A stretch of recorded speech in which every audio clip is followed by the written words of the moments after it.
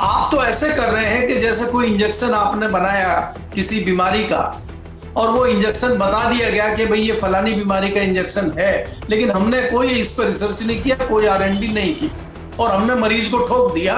अब मरीज मर गया तो मतलब ये दवाई काम नहीं कर रही है, और ठीक हो गया तो ये दवाई काम कर रही है। हम इस बेस पे चल रहे हैं।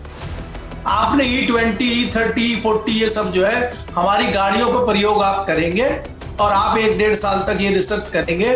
अरे भाई, जो मैं 20 लाख की, 25 लाख की, 30 लाख की, 10 लाख की गाड़ी लाया हूं, आप मेरी गाड़ी पर रिसर्च कर रहे हैं। अब मेरी गाड़ी खराब होगी तो इसके पैसे आप देंगे क्या? इस सरकार में ये अजीब माहौल चल रहा है। नमस्कार दोस्तों, कैसे हैं आप लोग? उम्मीद है आप सभी अच्छे होंगे। आप भी अपनी गाड़ी में, चाहे वो छोटी हो चाहे बड़ी हो, पेट्रोल तो डलवाते ही होंगे।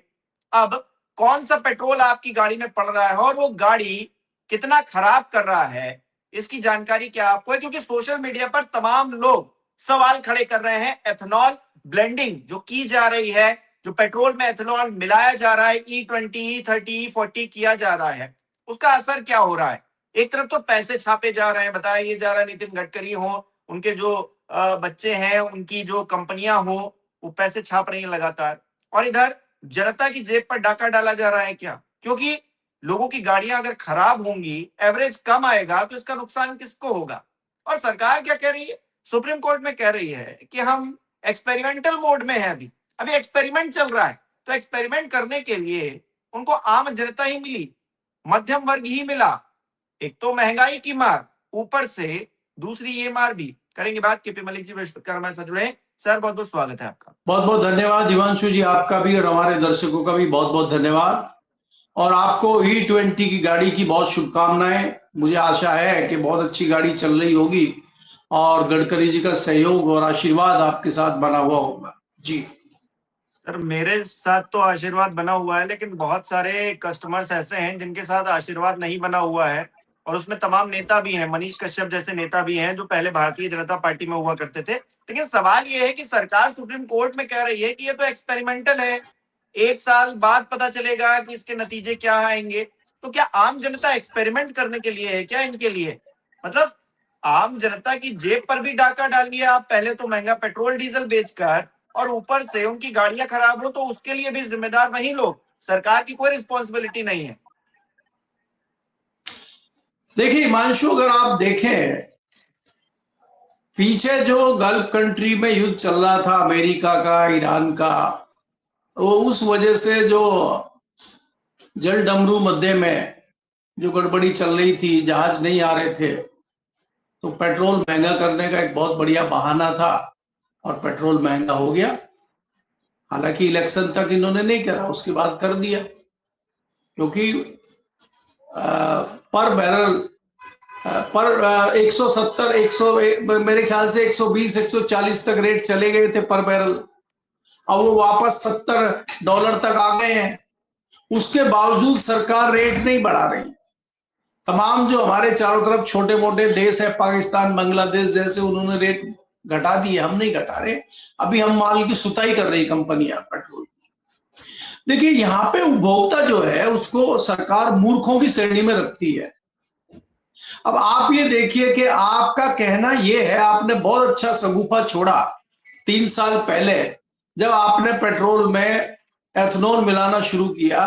आपने कहा कि ये किसानों के लिए सबसे पहले जबरदस्त होगा, किसान अन्नदाता से धनदाता बन जाएगा और किसानों, गन्ना, खासकर गन्ना किसान के पास इतना पैसा आ जाएगा कि उसकी बम बम हो जाएगी। और गडकरी जी ने कहा कि देखिए, अगर ये पेट्रोल में मिलावट शुरू हो जाती है तो 20-30 रुपए लीटर जो है हमें ईंधन मिलने लगेगा और गाड़ियां दौड़ेंगी सड़क पे। ये खूब अच्छे अच्छे सपने दिखाए गए। उसके बाद आपने E20 के नाम से शुरू कर दिया। उसके बाद आप E30, E40, E80, E65 कुछ कुछ ले आया। देखिए, मैंने जो थोड़ा सा आज मैंने इस पे हिमांशु अपना एक आर्टिकल भी लिखा, थोड़ी जो मैंने रिसर्च करी है, बहुत अच्छा लगता है सुन के कि आप कहते हैं कि इससे पोल्यूशन कम होगा, इससे हमारी जो ईंधन पे निर्भरता बनी हुई है वो निर्भरता कम होगी, हमें बाहर से कम तेल मंगाना पड़ेगा, हमारे देश का डॉलर कम बाहर जाएगा और उसके बाद पॉल्यूशन भी कम होगा, किसान को भी फायदा होगा। सुनने में बहुत अच्छा लगता है, लेकिन क्या ये वास्तविकता है? अगर आप E20 की बात करते हैं, मेरी खुद की गाड़ी है, 10 साल पुरानी गाड़ी है, और जैसे ही मैंने फील किया, मैं गाड़ी की सर्विस कराई और मैंने जो है देखा कि ये तो एवरेज बहुत कम हो रहा है। मेरी गाड़ी का एवरेज नॉर्मली 9-10 आता था और एकाएक 6-7 आने लगा। तो मैं मिस्त्री के यहाँ वापस गया, भाई तुमने ढंग से सर्विस नहीं करी। तो उसने कहा कि सर ये जो आप पेट्रोल डाल रहे हैं ये E20 पेट्रोल है और इसमें मिलावट है, इसकी वजह से एवरेज कम आ रहा है, हमारी कोई दिक्कत इसमें नहीं, हमने बढ़िया सर्विस करी। और हमने फिर ये देखा लगातार तब से आज तक वो प्रॉब्लम आ रही है। चलिए कोई बात नहीं। उसके बाद दूसरी प्रॉब्लम आ रही है इंजन में, जहां सर्विस पहले हम 6-6 महीने में करवा लेते थे, अब हर 2 महीने में सर्विस करवानी पड़ रही है। ये शिकायतें हम लगातार आ रही हैं और ये अलग अलग लोगों की शिकायतें आ रही हैं, तो बहुत ज्यादा हो हल्ला नहीं हो रहा था। अभी आपने क्या करा कि E20 के बाद आप E30 पे आ गए, E65, अब तो E80 तक आप पहुंच गए। लेकिन आपको टेक्नोलॉजी ये देखनी होगी कि अगर किसी गाड़ी का इंजन E20 की टेक्नोलॉजी पे बना है और उसमें आप E30 डाल रहे हैं, E40 डाल रहे हैं, तो गड़बड़ होगी। जैसे हमारी गाड़ी है वो E20 के लिए नहीं बनी है, लेकिन हम E20 डाल रहे हैं तो दिक्कतें आ रही है। और अगर कोई गाड़ी E20 के लिए बनी है और वो ठीक ठाक चल रही है तो कोई दिक्कत नहीं है। यहां बात ये आ जाती है कि जितनी कंपनियां हैं, कार की कंपनियां हैं, सरकार है, क्या आपने इस पे रिसर्च किया? क्या आपने कोई R&D की? क्या आपने इसकी जानकारी की? आपने कोई रिसर्च किया? नहीं किया। आप तो ऐसे कर रहे हैं कि जैसे कोई इंजेक्शन आपने बनाया किसी बीमारी का और वो इंजेक्शन बता दिया गया कि भाई ये फलानी बीमारी का इंजेक्शन है, लेकिन हमने कोई इस पर रिसर्च नहीं किया, कोई R&D नहीं की, और हमने मरीज को ठोक दिया और मरीज मर गया, तो मतलब ये दवाई काम नहीं कर रही है, और ठीक हो गया तो ये दवाई काम कर रही है, हम इस बेस पे चल रहे हैं। आपने E20, E30, E40 ये सब जो है हमारी गाड़ियों पर प्रयोग आप करेंगे और आप 1-1.5 साल तक ये रिसर्च करेंगे। अरे भाई, जो मैं 20 लाख की, 25 लाख की, 30 लाख की, 10 लाख की गाड़ी लाया हूं, आप मेरी गाड़ी पर रिसर्च कर रहे हैं। अब मेरी गाड़ी खराब होगी तो इसके पैसे आप देंगे क्या? इस सरकार में ये अजीब माहौल चल रहा है। सरकार ने पब्लिक को बेवकूफ बनाने में कोई कमी नहीं छोड़ी है। पीछे आपने 1200 करोड़ रुपए लगा के ये हाईवे बनाया दिल्ली से देहरादून, 12,000 करोड़, 1200 नहीं 12,000 करोड़ रुपए लगा के आपने हाईवे बनाया, और अभी चंद महीने हुए हैं उसमें 1-1 फीट के गड्ढे हो गए। अगर कोई गाड़ी चल रही है 110 की, 120, 150 की स्पीड पे, तो उन गड्ढों में उस गाड़ी का हाल क्या होगा आप सोच सकते हैं। हालांकि कई एक्सीडेंट वहां हो चुके हैं, कई लोग मर चुके हैं, एक तो पूरा का पूरा परिवार ही खत्म हो गया, वो अलग इशू है। हाईवे पे आप हाईवे बना देते हैं, उस पर कोई रूल रेगुलेशन नहीं है, कोई सिस्टम नहीं है, हाईवे पूरा हुआ नहीं है, आपको जल्दी पड़ी रहती है उद्घाटन करने की। उसी तरह से आपको E20 लाने की, एथनॉल लाने की इतनी जल्दी क्यों पड़ी हुई है? ये जल्दी का समझ लो आम आदमी को नहीं आ रहा, लेकिन मुझे आ रहा है। मुझे इसलिए आ रहा है कि आपने तमाम जो बड़े पूंजीपति हैं, तमाम जो बड़ी कंपनियां हैं, सबने एथनॉल के प्लांट लगा लिए हैं। खासकर गडकरी जी के जो बेटे हैं वो भी पूंजीपति हैं, गडकरी खुद भी पूंजीपति हैं, इनकी अपनी कंपनियां हैं, इन्होंने भी प्लांट लगा लिए। सरकार से मोटा पैसा आपने जो है छूट के नाम पे ले लिया है, सब्सिडी के नाम पे ले लिया है। अब वो पैसा कहां से पूरा हो, अब कहां से आप क्या चलाएं? तो आपने जेब काटना शुरू कर दिया आम आदमी का, और सरकार से जो सब्सिडी आपने ली है वो आपने आयकर दाता का पैसा ले लिया। इधर आयकर दाता मर रहा है, और कई आयकर दाता तो डबल जगह मर रहे हैं, उनका आयकर भी चला गया और गाड़ी भी चली गई, 2 जगह मर रहे हैं। तो इस तरह के जो लोग हैं देश में, सरकार ये कर रही है। और जब आप सरकार से बात करते हैं तब आप विरोधी, विपक्षी, कांग्रेस, जवाहरलाल नेहरू, फलाना ढिमका उधर डाइवर्ट कर देते। दुर्भाग्य देखिए देश का कि जिस राम मंदिर पे आप 3 दशकों से, 3.5 दशकों से राजनीति कर रहे हैं, उस अयोध्या के कंधे पे बैठ के आप सत्ता के शीर्ष तक पहुंचे हैं, जब आप उसमें डकैती कर रहे हैं और अगर कोई विपक्षी, अगर कोई जानकार सवाल पूछता है तो आप उसको विरोधी करार दे देते हैं, आप उसमें राजनीति बताने लगते हैं। आप जो कर रहे हैं वो बिल्कुल सही है, दूसरा कोई सवाल पूछ ले तो वो राजनीति कर रहा है। बेशर्मी की हद देखिए इनके अंधभक्तों की और इनकी, कि अगर कोई सवाल पूछ रहा है, अगर कोई एफआईआर की बात कर रहा है, अगर कोई ट्रस्ट की उसकी बात कर रहा है कि भाई इतनी देर में एसआईटी क्यों बनी है, एसआईटी ने अभी तक क्या किया, एसआईटी क्या लीपापोती कर रही है, तो उसकी सफाई में भी नंग उतर रहे हैं, नंगाई कर रहे हैं। वो शर्म नहीं आ रही इनको भगवान का पैसा खाने में भी। तो ऐसे लोगों से आप कैसे अपेक्षा कर सकते हैं कि वो उपभोक्ताओं के भले के लिए, उपभोक्ताओं के अच्छे के लिए कोई काम कर सकते हैं। देश में लूट चल रही है, कोई क्षेत्र ऐसा बचा नहीं है जहां लूट ना हो। इसलिए सबसे बड़ा मामला है कि देश में अभी लगभग 40 करोड़ से अधिक गाड़ियां हैं। तो ये सबसे बढ़िया मैटर है कि इसको कैसे लूटा जाए, कैसे नई गाड़ियां खरीदवाई जाए, कैसे पुरानी गाड़ियां जल्दी खराब की जाए, कैसे नंबर प्लेट के नाम पर उनके चालान की जाए। आप जो है उसको छोड़िए मत, आपको टोल भी लेना है, आपको पेट्रोल भी देना है, आपको दुनिया भर की चीजें करनी है, आपकी जेब में 1 रुपया इनको छोड़ना नहीं। जी अच्छा सर, पेट्रोल का खेल ऐसा कि आप E20 वाला पेट्रोल भी उसी रेट में बेच रहे हैं, और लोगों को अगर शुद्ध पेट्रोल चाहिए तो उसकी कीमत तो 160 रुपए, 170 रुपए है। तो मतलब ये है कि इस देश में 35 रुपए का हम पेट्रोल देंगे, 36 रुपए का पेट्रोल देंगे, ये जावड़ेकर जी कहा करते थे। लेकिन अब 170 रुपए में अगर आपको प्योर पेट्रोल चाहिए तो आप उतने पैसे खर्च कीजिए, नहीं तो अपनी गाड़ी खराब करवा लीजिए और उसके बाद उसके मेंटेनेंस में उतना पैसा खर्च कीजिए। तो इस देश में सरकारों की कोई जवाबदेही किसी चीज को लेकर हालांकि नहीं है। पेपर लीक का मामला हो, राम मंदिर का मामला हो, हर जगह तो खामोश हो जाते हैं ना मोदी जी और अमित शाह जी। वो चाणक्यगिरी सिर्फ जो है उद्धव ठाकरे की पार्टी तोड़ने में, टीएमसी तोड़ने में, अभी अखिलेश यादव की पार्टी पे डोरे डालने में, इन सब में व्यस्त हैं।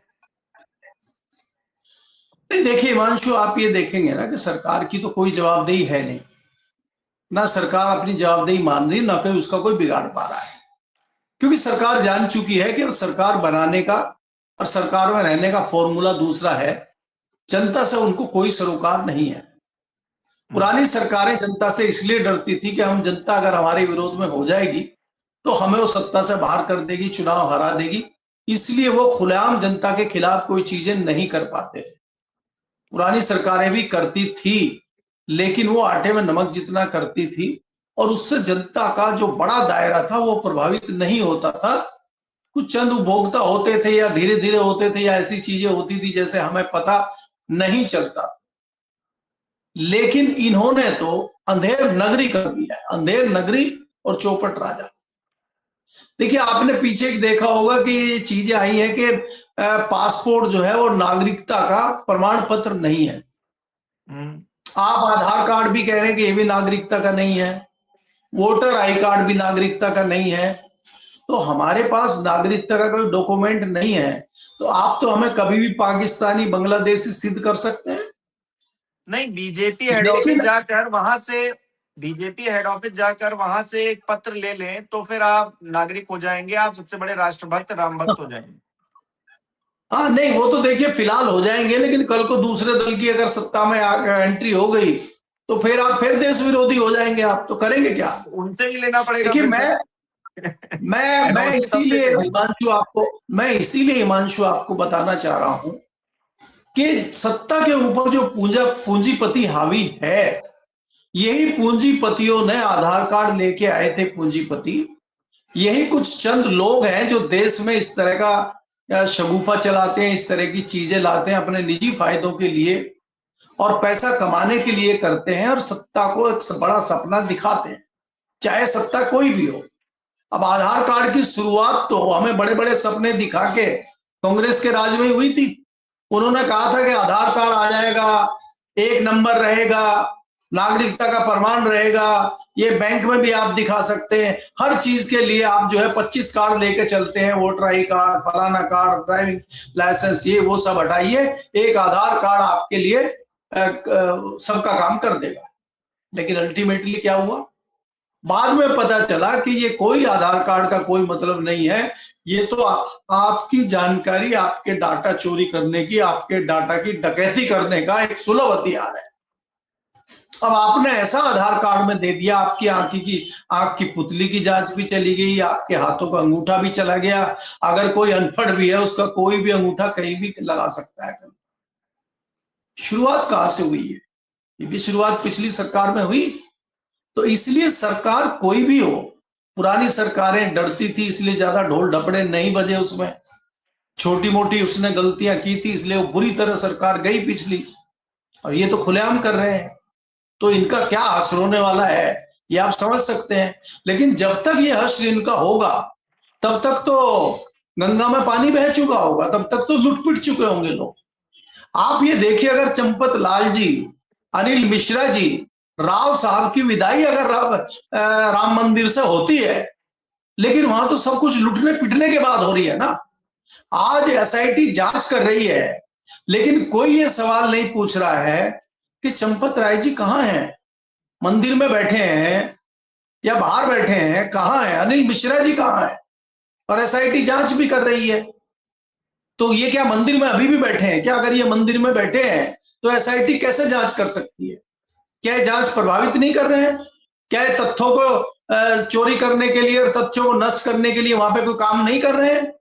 ये सवाल कौन? रिपोर्ट एसआईटी की तो ट्रस्ट पे ही जा रही है ना, तभी तो जब ट्रस्ट की तरफ से एफआईआर करवाई गई तो इसी आधार पे तो करवाई गई कि ये एसआईटी की रिपोर्ट आ गई है। अब रिपोर्ट गोपनीय है, लेकिन ट्रस्ट जो एफआईआर करवा रहा है वो एसआईटी की रिपोर्ट के आधार पर करवा रहा है। कितनी गजब की बात है, मतलब हद है। आंखों में धूल झोंकना क्या, आंखों के सामने कोई धूल उल नहीं, सीधे सीधे मुंह पर कर रहे हैं जो भी कर रहे हैं। आप कुछ कर पाइए तो कर लीजिए।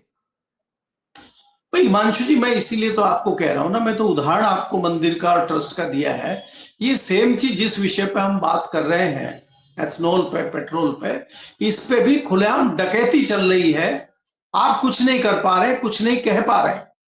अब आप ये सोचिए ना कि जिसने 1 साल पहले, 2 साल पहले, 4 साल पहले गाड़ी ली है, व्यक्ति का एक मध्यम वर्गीय परिवार का एक सपना होता है कि उसके पास एक कार हो, और आप उसको ऐसी टेक्नोलॉजी में फंसा देते हैं कि उसको समझ में ही नहीं आता है। पहले आपने उसको बैटरी में फंसा दिया कि बैटरी कार लाइए, इलेक्ट्रॉनिक वार ले आइए। अब वो बैटरी कार ले आया, अब पता चला उसकी बैटरी चार्ज नहीं हो रही है, उसकी बैटरी खराब हो गई। उसको बैटरी 4 घंटे में चार्ज होती है। जब वो बैटरी दिखाने जाता है, भैया हमारी बैटरी खराब हो गई, बदल दो, तो बोला 4.5 लाख रुपए की बैटरी है। बोला है? उसको पहले पता ही नहीं था कि इसकी बैटरी 4.5 लाख की आती है और जल्दी खराब हो जाती है। बैटरियां तो खराब होती है। तो आप अंधेरे में रख के इस तरह से चीजें करते हैं। आज आप बताइए, क्या इतने सारे पेट्रोल पंप हैं, उन पे आपको मशीनों में चेंज करना पड़ेगा E20, E30, E65 फलाना? आपने क्या अपडेट कर दिया है क्या पेट्रोल पंपों को? आपने तो पेट्रोल पंपों को अभी तक जो है अपडेट नहीं किया। गाड़ी की तो बात छोड़ दीजिए, आप रिसर्च की बात तो छोड़ दीजिए। आपको तो पता नहीं कौन सी जल्दीबाजी पड़ी हुई है कि जल्दी से चीजों को लागू कर दो और जल्दी से पैसा लेकर लूट लो लोगों। ये इतनी जल्दीबाजी क्यों? आखिरी सवाल ये है कि आपको इतनी जल्दीबाजी क्यों है? इसके पीछे के कारण जानना जरूरी है। जी बिल्कुल, बहुत बहुत शुक्रिया सर हमारे साथ जुड़ने के लिए, अपने जो राय है वो साझा करने के लिए। सवाल जैसा कि सर ने कहा भी, क्यों आखिरकार इतनी जल्दी क्यों है और किसके लिए है? तो अब हमारे दर्शक क्या सोचते हैं इस विषय पर कमेंट करके जरूर बताएं। इस वीडियो को लाइक करना, शेयर करना मत भूलिएगा। हमारे चैनल को सब्सक्राइब नहीं किया तो वो भी जरूर कीजिएगा। आप अपने सहयोग भी कर सकते हैं ज्वाइन बटन पर क्लिक करके। बहुत बहुत धन्यवाद।